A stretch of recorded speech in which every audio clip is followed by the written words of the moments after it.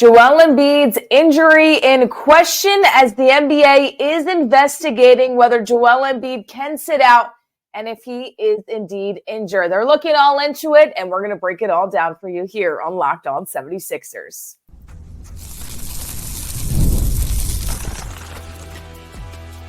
You are Locked On 76ers, your daily Philadelphia 76ers podcast, part of the Locked On Podcast Network, your team every day. Welcome. You are Locked On with Philadelphia 76ers. I'm Kayla Santiago alongside Keith Pompey here today. And your favorite podcast now has a newsletter introducing the Locked On 76ers daily newsletter, one stop for ultimate team and league coverage delivered right to your inbox. Sign up free at LockedOnDaily.com. And you can start the season with a big return on FanDuel. Place your first $5 bet, and you'll get started with $200 in bonus bets guaranteed. Make sure you visit FanDuel.com to get started. So it comes out that the NBA is investigating Joel Embiid. We're not only going to get into that, but if the 76ers can pull out 2 wins without Paul George and the big fella, and then going into the homecoming of Nick Nurse and Kyle Lowry. Kayla Santiago, Keith Pompey, once again with you all here today. So Keith, to me, this is not a surprise. This is something that they started last year. No more really load management. At this point, I can see why the NBA is investigating this. Now, I see a lot of people that are frustrated online are saying, why are they doing this? Clearly, Joel Embiid was injured last year, but maybe it's just the way that the questions are being answered. They're ramping him along. He's doing okay. He's the healthiest he's ever been, but he might not be playing in back-to-backs and might not play until November now. So there's definitely a slippery slope here. They're also investigating a little bit of Kawhi Leonard. What are your thoughts overall on this investigation, Keith? Do you think it's a little bit too much, or do you see where they're coming from this early on in the season? You know, that's a great question. I mean, because you can look at it 2 ways, but at the end of the day, I think it's a lot to do with lack of transparency, right? Mm-hmm. So it's one of those things, and there's also comments. So why isn't he playing? Well, we want to save him for the for the playoffs. We want him to be 100% healthy for the playoffs. Well, the rule states that you have to play if you're not injured. If you're not deemed injured, you have to play in nationally TV and televised games and in season tournament games. And so the thing is, I feel like the Sixers get themselves in a pickle by not saying like, well, you know what? We don't think the knee totally healed. If they come out and say, we feel like the knee is not totally healed, then the league is like, okay, well, then he has to take the proper steps to get back. But when you come back and you just say, you know, we just want to ramp him up slowly. We want to make sure he's 100% healthy for the playoffs. He's not going to play in back-to-backs for that. Well, that's where you're violating the rule, because that you're saying that he's healthy. We just want to make sure he remains healthy. So I don't have a problem with the investigation when you put it that way, but I feel like if the Sixers were more transparent, then we wouldn't have this problem. And this is something we have talked about. What really is going on with the knee? Has it been injured during the Olympics? And, you know, looking at it, when you see it from a standpoint of, well, he was injured in the playoffs and he goes and plays in the Olympics, and it's something that we didn't want to see him do. We're happy that he got the gold medal, but at the same time, you didn't want to cause further injuries. So in my mind, that's exactly what's going on. But clearly, the media is not getting the full answer. Nick Nurse doesn't want people to panic right now. And I totally understand that. But the investigation is saying, well, Joel Embiid is going to miss the next 2 games, the Raptors and the Pacers. It seems like, though, he's nowhere even near ready to be able to play games after that in the next 2 weeks with this team. And I get he's a pro. He's going into this league for many years now, and he's experienced. But you still can't put Joel Embiid in the ball game if he hasn't played 5-on-5 scrimmages yet with the team, if he hasn't fully practiced with the team consistently day after day. I mean, it's a tough situation, and this is only going to get worse if they do not play him, and it's just they're ramping him up. But he's lost all this weight, and he looks the best he's ever looked. I think the 76ers now, Keith, might have to come out with some sort of statement saying, no, this is what's really going on. Otherwise, it cannot be good for Joel Embiid. There's fines, there's losing draft picks. There's a lot of things that can happen within this investigation if they're not forefront with a response of what actually is going on with Joel. Yeah, I agree with you 100%. I mean, like, again, that goes back to lack of transparency. You have to be a little bit more transparent because the thing about it is you kind of knew when we talked about it. If Joel Embiid did not practice by October the 20th, we knew he was not going to be available for the season opener, right? We just knew that. And now when they're doing stuff and like they keep saying they're making progress, they're doing this, they're doing that. Well, honestly, is he really making progress? Because the thing is like if you're saying he's doing everything besides doing 5-on-5 scrimmaging, and well, that's what he was doing before. So, but now you're saying he's making progress. So maybe he's doing more stuff on the side. Maybe he's doing catch and shoots. Maybe he's doing a lot of other things. But at the same time, you are correct. It's kind of like they had to be a little bit more transparent because you don't see it. Now, who knows? What happens is they have a game. They play a game Sunday night. They'll probably practice on Monday. They'll probably practice on Tuesday. And then they'll play the Denver Nuggets, next Wednesday? I mean, not Denver Nuggets, Detroit Pistons next Wednesday.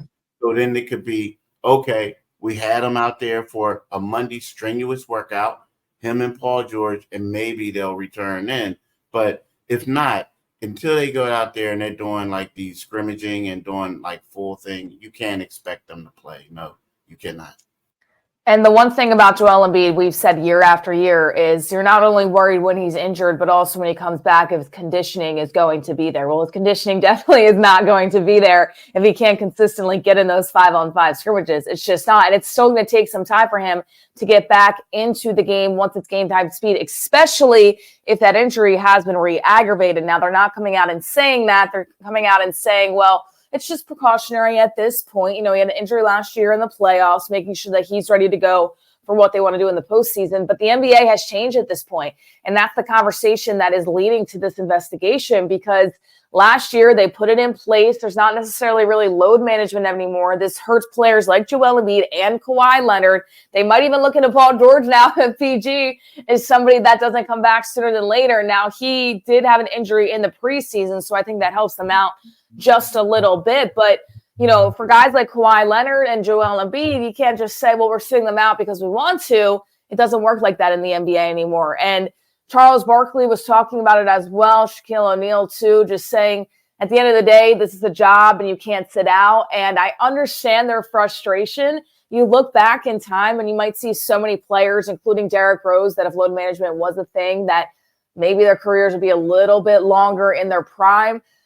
Obviously, we want Joel Embiid to be healthy for the playoffs, but at the same time, Keith, this is how the NBA is working now with their investigations. What were your thoughts on Barkley's comments about Joel Embiid just not playing in the beginning of this year? I mean, you know what? It's kind of like I guess it was expected, right? I mean, The one thing we do know about Charles Barkley, and I have a lot of respect for him, is that he's an outspoken player, a person.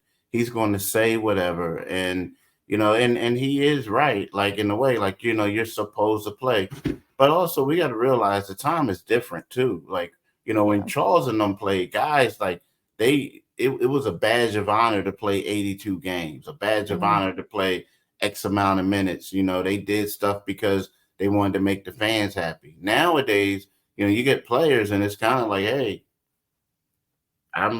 I want to rest. I need time away. I need to do this. I need to do that. So it's weird. Like there's more money in the game, and guys realize that if you're Joel Embiid, I know he says he wants to win a championship, but at the same time, his doing this load management stuff is going to extend his career, right? So these are the things that these players are thinking about more so than trying to be the Iron Man, trying to be this, trying to make fans happy. I mean, I hate to say it, but they're more concerned with their careers in the past. So, but I understand what Charles Barkley said, and that's what a lot of the guys, the former veterans, feel the same way. Yeah, and Charles Barkley and Shaq have, you know, come at Embiid, but in a positive type of way, in their own way. You know, they would always say if Joel Embiid would just go out there and dominate every single game, he would be the best player in the NBA. And then he takes that and he does that. The criticism was there. But, you know, it's interesting that you bring that up because it definitely is a different league. And I see both sides because I'm all for, at the end of the day, players taking care of their health. Because once you get out of the league, you cannot have a long NBA career. Where does that money go? And you have to kind of figure your life out after that, right? At the same time, I do see what Barkley is saying, that it is a job and you have to play. Now, granted, once again, this could all be okay.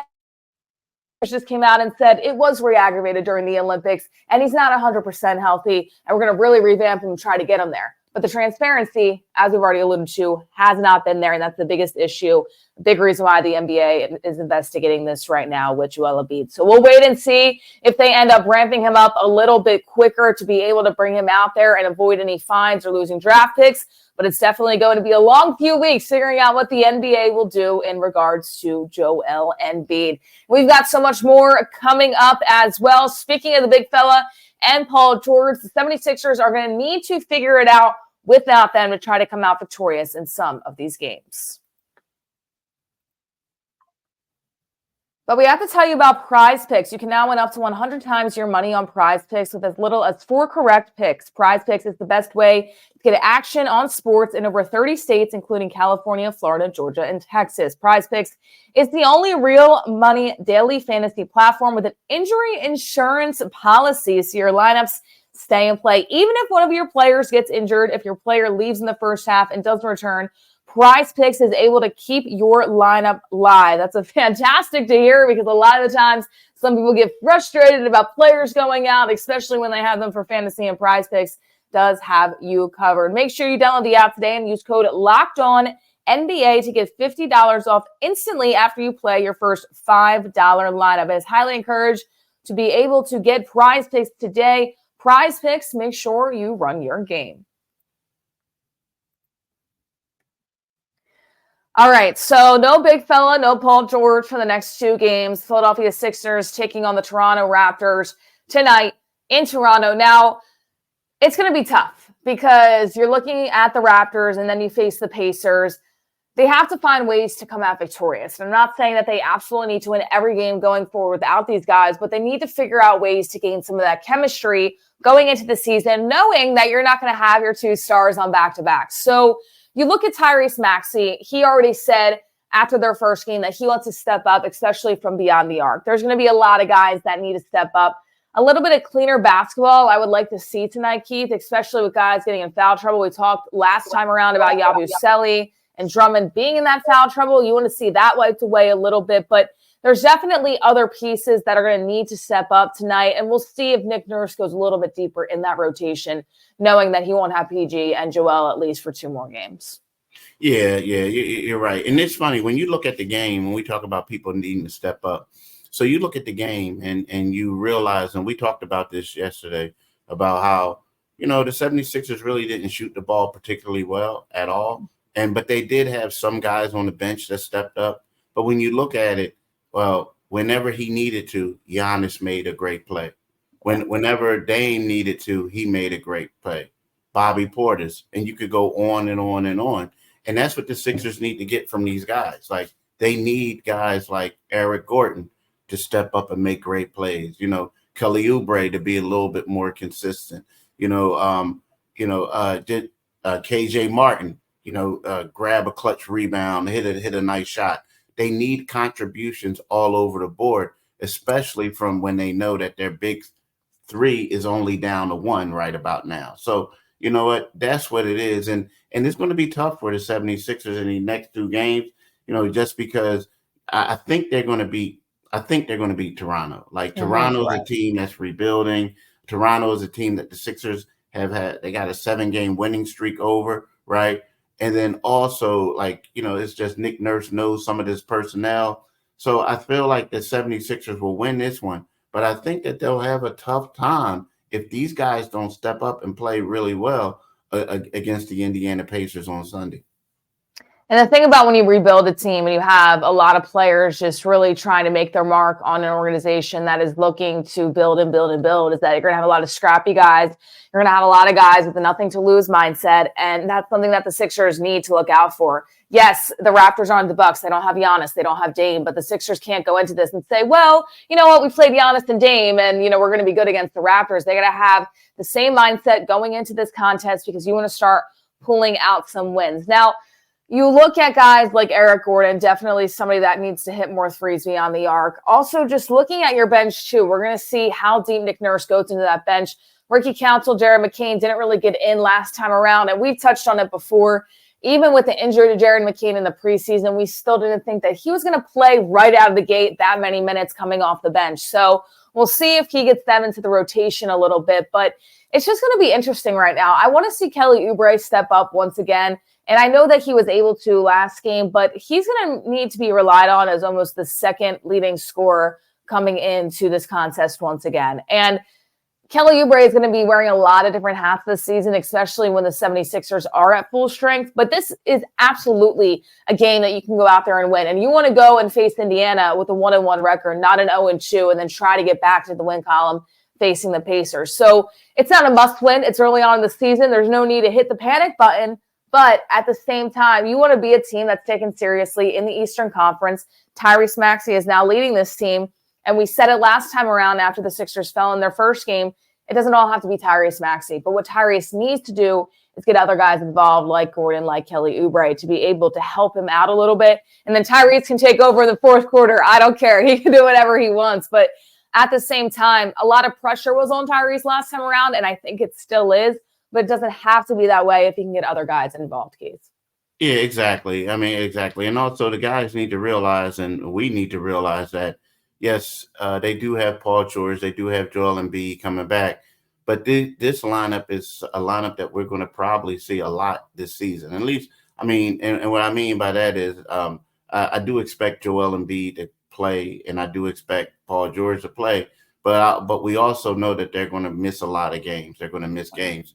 So there's going to be certain times that they're going to play teams where we feel like, yo, like, why come Joel isn't playing? How come Paul isn't playing? This is a tough matchup. Well, these guys got to get out there and they got to produce. And this is a time for them to step up. And also, not only that, if you look at it, some of these guys are on minimum contracts, right? Some of these guys are like trying to get a niche in the league. And this is an opportunity for them to show their worth and play well. And do quality things. So you know what? KJ Martin can't complain. He's getting opportunities. Eric Gordon can't complain. They're getting opportunities to continue to show what they can do. But the one question I have for you is like a guy like Reggie Jackson, a guy who came in and we and a lot of the people had expectations for him to be a scorer off the bench. He got a DNP coach's decision the last game. So he's a guy that I'm wondering if Nick Nurse is going to realize I need to get some buckets and I'm going to have to go to him. Yeah, it makes no sense to me why they wouldn't play him in this game, especially this contest, right? Because both of us do think that they can come out victorious in this game. It clearly was different against Giannis and the Bucks and Damian Lillard. I get that. But at the same time, why not put Jackson out there? You need some help. You need more guys that you can rely on. And I think this goes to show for Nick Nurse, too. You might not win every game, but you need to figure out throughout the season to get you wins when you're going on those back-to-backs. And it's not going to be only the rotation that played against the Milwaukee Bucks. You have more guys to utilize. And I'd be shocked if he's another DNP tonight. I would be absolutely shocked because then the question is, what's going on there, right? Why are the 76ers not putting him in the ball game? Is there an underlying concern? What's happening? Because at the same time, Joel Embiid and Paul George are not with the team. So why are you limiting Reggie Jackson to not being able to play with this squad? You need all the help you can get at this point, especially in winnable games with the Toronto Raptors. So I think it's definitely going to be a head scratcher, and I wouldn't be surprised if questions start coming out if he's another DNP tonight saying, well, what's going on with Jackson? Or if he doesn't get that much playing time tonight, why aren't you putting him in these situations? Because the 76ers, they need help, and they need all the help they can get. And even if he's a minus on the floor, at least you try it out in some capacity, right? I agree 100%. 100%. So the 76ers are taking on the Toronto Raptors tonight, and it is going to be the homecoming for Nick Nurse and Kyle Lowry. Not the homecoming that the Philadelphia 76ers want to remember against the Toronto Raptors when they won the NBA Finals. But we'll dive into that a little bit more in just a moment. Of course, we have to talk about FanDuel. Hey, NFL fans, you can start the season with a big return to FanDuel, America's #1 sportsbook. So when you get a hunch in the middle of the game, you can check out the latest stats, view live play-by-play, and so much more on the same place where you place your bets. You'll get started with $200 in bonus bets guaranteed when you place your first $5 bet. That's FanDuel.com. Make sure you visit FanDuel.com today. And FanDuel thinks what we think here tonight, that the Sixers are favored to win in this contest, -5.5, give over the Toronto Raptors.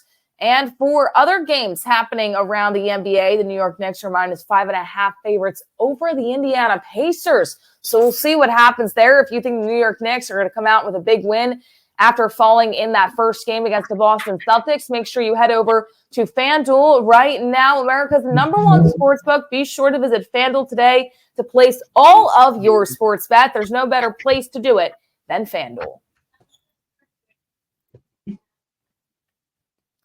All right, so the homecoming for Nick Nurse and Kyle Lowry.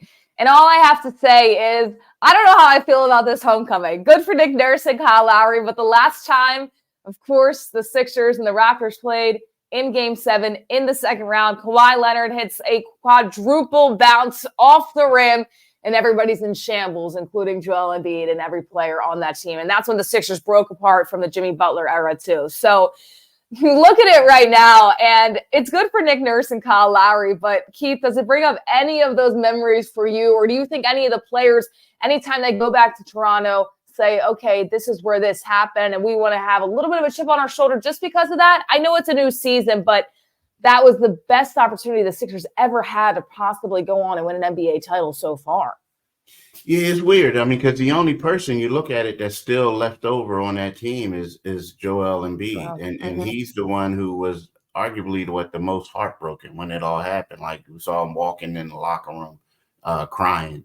So I feel like some of them, like inside, they go in there and like, wow, we had this. Because if you look at it, if you're Joel, you're saying to yourself, you know, this was the best opportunity that we had to get to a championship since I've been here, right? I don't think that it is probably in his mind as much now because years have passed.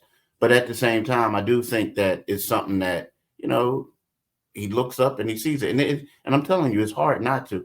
The thing about this airport in Toronto is that it's not like we're the players at other places that they go to little private airports and that they get to like, they're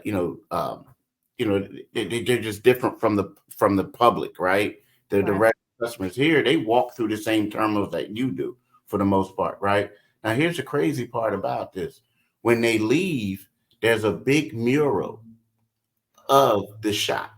So everyone sees it. And knowing me, I do it all the time. Every time I go there, I pull out my camera, I video it, or I take a photo of it, and then I tweet it out, and then I lose Twitter followers, right? So people reminded me of this. But it's just, I mean, and it's just crazy. I remember I would see Kyle Lowry in the airport with the team. I'm like, dude, y'all with us? And he was like, yeah, man, this is how it is in Toronto. So it's going to be crazy. But in regards to like, so Joel's the only one. Now you may have people on the security staff. You have some player development coaches. You have trainers and stuff like that who did it. But to me, when you look at this team and you look at Nick Nurse and you look at Kyle Lowry, the two guys who played on that Raptors team, you know, Kyle Lowry, we talk about how he's from North Philly. We talk about how he was a star at Cardinal Doherty High School, how he was like a standout at Villanova. But his NBA stardom was experienced as a Toronto Raptor. He was a 6-time All-Star during his 9 seasons in Toronto. We talk about Nick Nurse. You know, he was a 5 years. He was an assistant coach for the Raptors. And then after that, he became the head coach for 5 years. And his first season, he won the NBA title. His second season, he became NBA Coach of the Year. So for these two guys, and this isn't the first time that they returned. This will be Nick Nurse's 3rd time returning here to play, and multiple more times for Kyle. But at the same time, it has to be great for them because this is where their NBA recognition came from, where they got their NBA names. As Nick as a coach, and Kyle as an all-star player.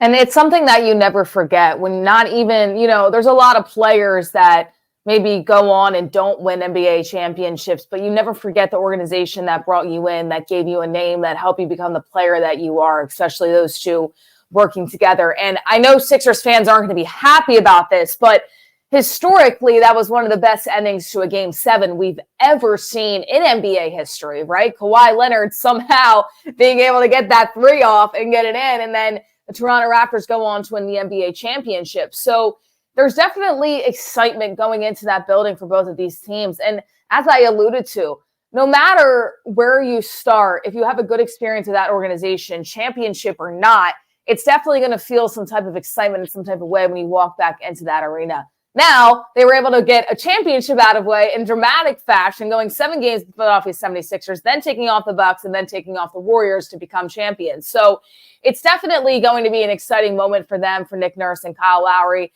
As much as I think it pained us that we all knew that was the best year the Sixers had a chance to get to the finals, going through the Bucks, they matched up very well against, and then the Warriors were injured with KD and then Klay Thompson at the end. But at the same time, this is for Nick Nurse and Kyle Lowry. Joel Embiid's not even playing with the team. So you look at it, and it's exciting to see them just to return where they meant to be. And maybe it'll even mean a little bit more to try to come out with a win where they once were too. I'm glad Nick Nurse is on the side of the Philadelphia 76ers. That's one thing I will say. But there's a lot of history that went down between these two teams in that building. And hey, Keith, they're going to be welcomed home, welcomed with open arms. But for our circumstances, we hope the 76ers can go in there and pull out a victory. Yeah. I mean, it would be nice for them to get a victory, especially, because I feel like of the 3 games, this is the most winnable game for them, right? The most winnable. I think that they're going to, without PG, without Joel, Indiana, a 3:30 p.m. game, I feel like they may have a tough chance there, right? Tough opportunity. Yeah. But not to say that it can happen, but I'm looking at this team, and this is a game tonight, Friday night, against the Toronto Raptors, where they can go and build confidence and they can feel good about themselves. Because, I think that this is a vital stretch for them in regards to that confidence building. It definitely is. And you look at it too, not only that, but also just gaining the chemistry. We talked about it all preseason long. Where is the chemistry going to be gained if Paul George and Joel Embiid cannot play? Well, it's going to be with this core group here, because this is the core group we're going to see a lot during the regular season when Joel and Paul George are not playing in the back-to-backs. And I know we keep saying it, but it's so crucial that they figure out how to win some games without those two players. They looked terrible in terms of win-loss record last year without Joel Embiid. They weren't even at that 500 mark. So when you look at it, you need to figure out ways to win games, because you don't want to be in a situation where you're trying to be in the play-in tournament again going into the playoffs. So for me, this is really important for the 76ers to come out with a victory. I predict that they fall to Indiana, especially without Paul George and Joel Embiid.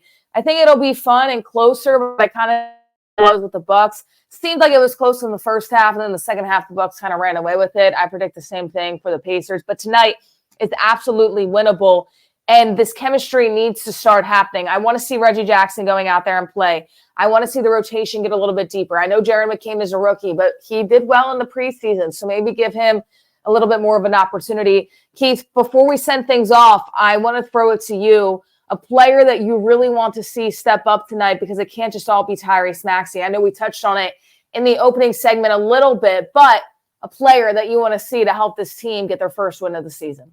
I want to see KJ Martin play better than he did the last game. I think that he'll have to step up. To me, I really like to see that from him.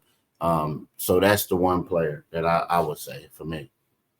KJ Martin, we'll see if he gets the start again tonight. He did in that first game as well. I'm looking at Kelly Oubre right now, and I know he had a pretty decent game in game 1 too, but he's somebody that I was really high on last season when he came in and played before the accident happened, and I want to see him continuing to get back to that. I'm going to go with a whole team here.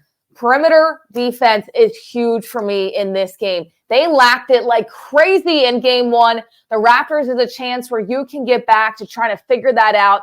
They have said time after time in this preseason that they have defensive mentality, that Paul George is going to help them out defensively. And yes, he will. And I know that he's not in, But your defense isn't all of a sudden going to click when Paul George goes out there. You need other guys that are going to contribute defensively, and I want to see that perimeter defense being out there tonight. So the 76ers play in Toronto. That tip-off is at 7 p.m. this evening.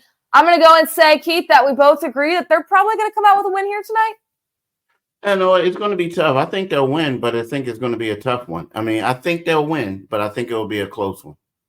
Well, our predictions were right last time, unfortunately, around that they fell to the Bucks. So hopefully they will be right this time around too. Once again, tip off in Toronto at 7 p.m. Thank you all so much for tuning in to Locked On 76ers. Your favorite podcast now has a newsletter introducing the Locked On 76ers daily newsletter, one stop for ultimate team and league coverage delivered right to your inbox. Sign up for free right now to LockedOnDaily.com. That's LockedOnDaily.com, and start your day with all new free Locked On 76ers newsletter. For Keith Pompey, I'm Kayla Santiago saying so long here today. Thanks so much for tuning in to Locked On 76ers, and we'll see if Philadelphia can come out with their first win of the season this evening.